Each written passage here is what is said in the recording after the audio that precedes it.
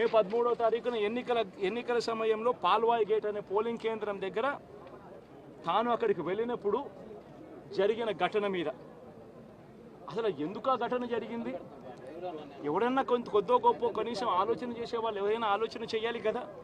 అక్కడ ఉన్న ఎస్సీలను ఆ గ్రామంలో ఉన్న సామాజిక వర్గం వాళ్ళు గ్రామంలో ఉన్న బూతులు లేకపోయి ఓట్లు వేసే పరిస్థితి లేకుండా ఉన్నప్పుడు ఎమ్మెల్యే అక్కడికి ఆ గ్రామానికి వెళ్ళినప్పుడు ఎమ్మెల్యే ఆ పరిస్థితిని చూసి ఎస్పీకి 4 సార్లు 5 సార్లు 10 సార్లు ఫోన్ చేసినా కూడా ఎస్పీ రాని పరిస్థితిలో ఉన్నప్పుడు కనీసం సిఐని ఎస్ఐని కూడా పంపించిన పరిస్థితిలో ఉన్నప్పుడు అటువంటి బూత్లో సెన్సిటివ్ బూత్లో కేవలం ఒకే ఒక్క హోంగార్డును పెట్టి బూతులు నడుపుతూ ఉన్నారు.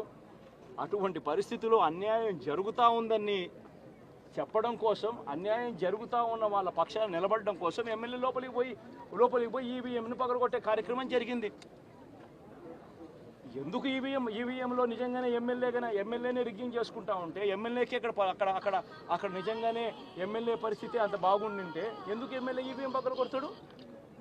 అక్కడ పరిస్థితి బాగలేదనే కదా, అన్యాయం చేస్తూ ఉన్నారనే కదా. అక్కడికి పోయినప్పుడు అన్యాయం చూశాడు కాబట్టే కదా ఈవీఎం పగలగొట్టాడు. ఆ ఈవీఎం ఏదైతే పగలగొట్టిన కేసులు ఏదవుతుందో తనకు బెయిల్ వచ్చింది. ఈరోజు తాను బెయిల్ అక్కడ లోపల ఉన్నది ఈవీఎం పగలగొట్టిన కేసులో కాదు, తను లోపల ఉన్నది ఈవీఎం పగలగొట్టిన కేసులో. అన్యాయం జరిగింది అని చెప్పి అన్యాయం జరుగుతూ ఉన్న పరిస్థితిలో ఎమ్మెల్యే అక్కడికి పోయి అడ్డుకునే కార్యక్రమంలో జరిగింది అని చెప్పి కోర్టులు కూడా గుర్తించాయి కాబట్టి తనకు బెయిల్ వచ్చింది. కానీ మళ్ళీ ఆ తర్వాత ఏం జరిగింది? ఆ ఇన్సిడెంట్ జరిగిన 10 రోజుల తర్వాత ఆ ఇన్సిడెంట్ జరిగిన 10 రోజుల తర్వాత అంటే మే 23వ తారీఖున ఎమ్మెల్యే అక్కడికి వెళ్ళి హత్యాయత్నం చేశాడట.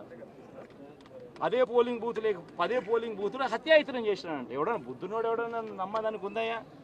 ఎవడన్నా ఎమ్మెల్యే అనేవాడు అక్కడికి పోయినప్పుడు వాళ్ళు చేస్తూ ఉన్న రిగ్గింగు, ఎమ్మెల్యే దానికి అడ్డుకునే కార్యక్రమం చేస్తూ ఉంటే ఎమ్మెల్యే అక్కడికి పోయి ఎమ్మెల్యే హత్యాయత్నం చేస్తాడా? చెప్పడానికైనా హద్దు పొద్దు ఉండాలి కదా. 10 రోజుల తర్వాత ఎమ్మెల్యే హత్యాయత్నం చేశాడని చెప్పి కేసు పెడతారు 10 రోజుల తర్వాత. ఇప్పుడు నిజంగానే అటువంటి ఇన్సిడెంట్ జరిగిందంటే సిట్టు 17వ తారీఖు నుంచి మే 17వ తారీఖు నుంచి 20వ తారీఖు లోపల మధ్యలో ఇచ్చిన రిపోర్ట్లో ఆ సిట్లో అది చెప్పాలి కదా, ఇట్లా జరిగింది, ఎమ్మెల్యే అనే వ్యక్తి హత్యాయత్నం చేసే కార్యక్రమం చేశాడు అని చెప్పి రావాలి కదా. మరి ఎందుకు సిట్ రిపోర్ట్లో రాలేదు? ఈ రకంగా ఒక మనిషిని కేవలం 4 సార్లు ఎమ్మెల్యే తాను 2000 కన్సిస్టెంట్గా 4 సార్లు ఎమ్మెల్యే గెలిచాడు. 2009లో గెలిచాడు, 2011లో